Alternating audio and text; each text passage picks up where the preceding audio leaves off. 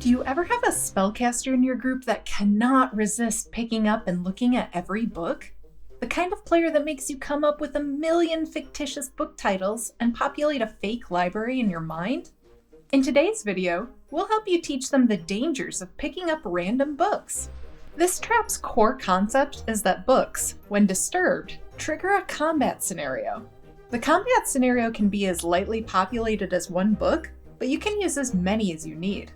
To roll this out, you only need to have the appropriate setting, like a wizard's tower, a haunted library, or a vampire's estate.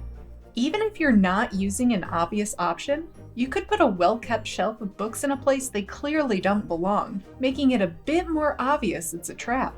Putting a bookshelf in a goblin cave, for example, might be suspicious, since goblins aren't generally known for being enthusiastic readers.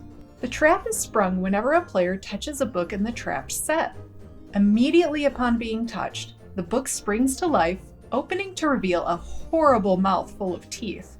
You could very easily do this with mimics, but making them tiny, enchanted creatures gives you a good excuse to allow them to magically fly around the room.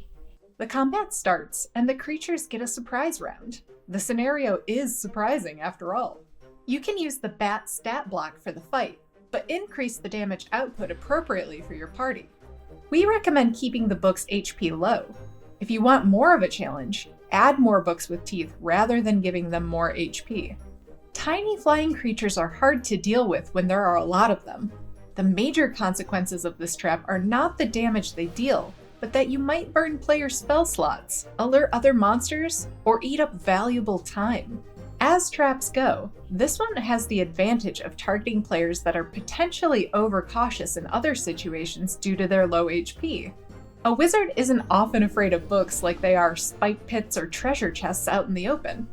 This trap is a great way to keep your casters on their toes, but it has a drawback in that they might not ever try to pick up a book again. To keep the trap fun, make sure you give them a decent book as a reward for completing the combat so that you don't scare them off too much. Be careful with what you give them though, since knowledge is power. If you liked this video, check out our traps playlist. You can find more resources for your game at masterthedungeon.com. Happy DMing!